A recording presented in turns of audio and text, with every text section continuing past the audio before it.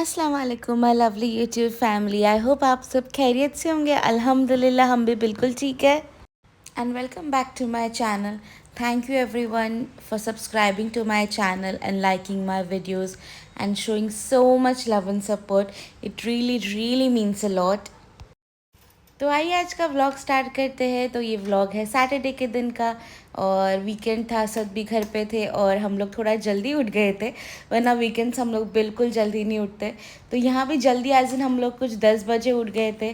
तो मैं ब्रेकफास्ट की प्रिपरेशंस कर रही थी और मैं चीज़ ऑमलेट बना रही थी नाश्ते के लिए हमारे। तब तक असद फ्रेश हो रहे थे तो आई वॉज़ लाइक कि चलो आज कुछ डिफरेंट नाश्ता करते हैं। वो हमेशा वही sunny side up egg and fried egg ही खाते हैं। तो आई लाइक चलो आज थोड़ा चीज़ ऑमलेट बना लेते। ब्रेड भी थे घर पे तो ब्रेड के साथ थोड़ा ऑमलेट इन्जॉय कर लेंगे।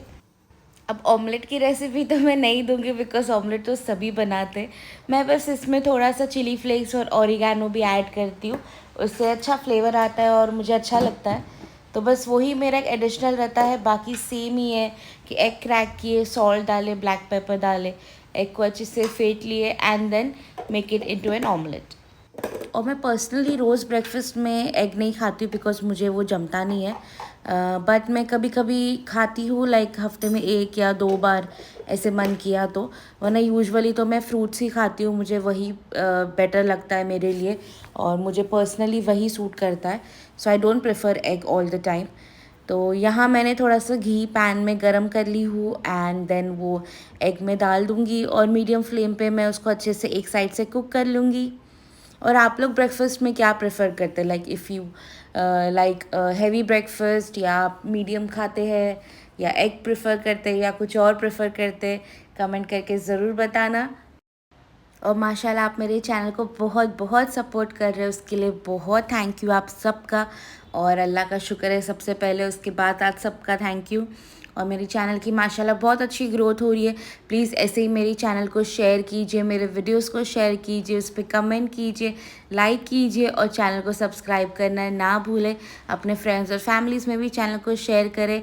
और मेरे चैनल पे जो जो न्यू है, अगर उन्होंने सब्सक्राइब नहीं किया है तो प्लीज़ सब्सक्राइब करना और सब्सक्रिप्शन के बटन सब्सक्राइब के बटन, उफ आज फिर से फंबल वाला डे है। नहीं नहीं, आज फंबल नहीं करेंगे। बेल आइकन को भी आप क्लिक करना सो दैट आप मेरी कोई वीडियोस मिस ना करें। और यहाँ हमारा ब्रेकफास्ट रेडी हो गया है, चीज़ ऑमलेट। इसको हमने ब्रेड के साथ खाए थे और फिर नाश्ता करते करते हमने इंडिया में कॉल किया था, अपने अपने घर पे बात कर लिए थे अल्हम्दुलिल्लाह से। और फिर मैं लंच की तैयारी करने के लिए किचन में आ गई थी और आज मैं बहुत इजी सा लंच बना रही थी। मैं चिकन पुलाव बना रही थी और मेरे हिसाब से चिकन पुलाव की सबकी अपनी अपनी रेसिपी रहती है, सबका अपना अपना तरीका रहता है बनाने का। जिसके घर में जैसे पसंद होता है उस हिसाब से सब बनाते हैं। तो मेरे घर में ऐसे खाते हैं तो फिर मेरा इजी सा रहता है और चटपटा सा रहता है। तो मैं आज इजी लंच बना रही थी कि जल्दी जल्दी हो जाए। तो मैं आपसे डिटेल रेसिपी तो शेयर नहीं करूँगी, लेकिन अगर आपको इसकी डिटेल रेसिपी चाहिए तो आप कमेंट करना, तो मैं आपको कमेंट्स में रेसिपी, पूरी रिटर्न रेसिपी शेयर कर दूँगी। मैं आपको बस रफली बता देती हूँ कि मैं कैसे बना रही थी। तो सबसे पहले तो मैंने तेल गरम की थी, 4 to 5 टेबलस्पून ऑयल मैंने गरम की, उसमें 1 बिग मैंने अनियन स्लाइस करके ऐड की थी। अनियन जब अच्छे से थोड़ा सा ब्राउन होने लगे तब मैंने इसमें 1 टमेटो प्यूरी, जो मैंने 1 टमेटो ली थी उसकी प्यूरी बना ली थी ग्राइंडर में, तो वो ऐड की। और 2 टेबलस्पून मैं स्टोर बॉट जो टमेटो पेस्ट हम लेके आते हैं वो भी मैं ऐड करती हूँ बिकॉज उससे ना अच्छा कलर आता है।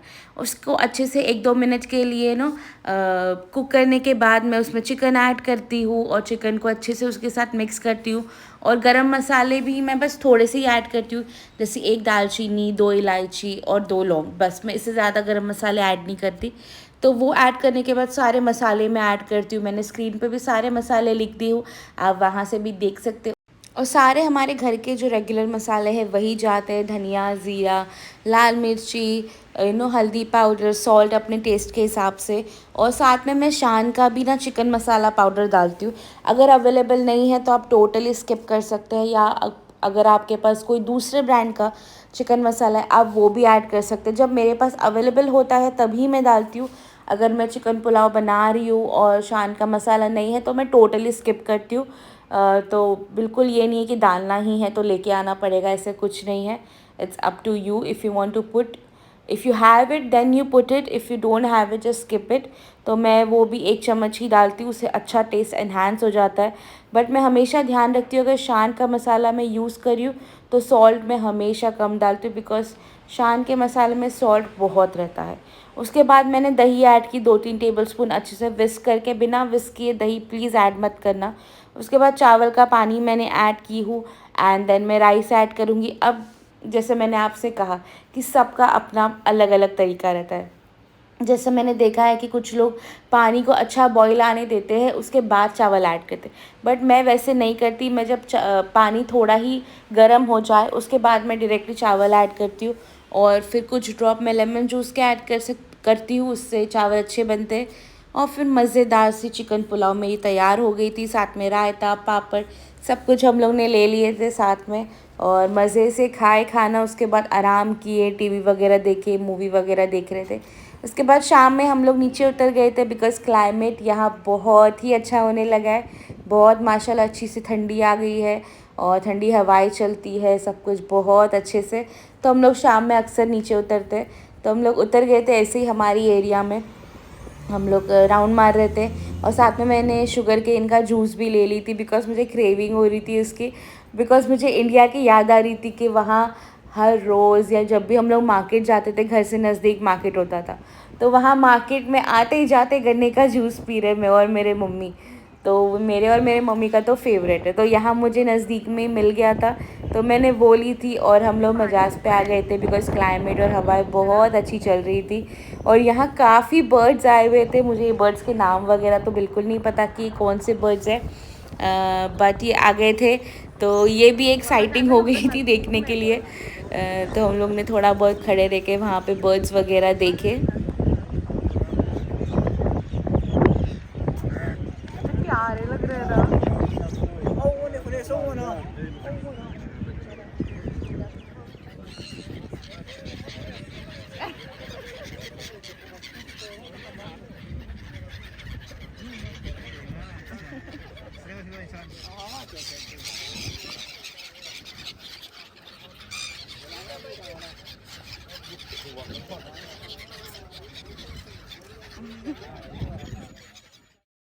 और थोड़े टाइम हम लोग ने वहाँ बर्ड्स देखे और फिर थोड़ा सा वॉक किए, साथ में ढेर सारी बातें, ढेर सारे डिस्कशंस, वो सब किए। और जैसे ही शाम होने लगी तो मस्जिद की भी लाइटिंग्स ऑन हो गई थी और इतनी प्यारी लग रही थी, इतनी प्यारी माशाल्लाह मस्जिद लग रही थी हमारी एरिया की।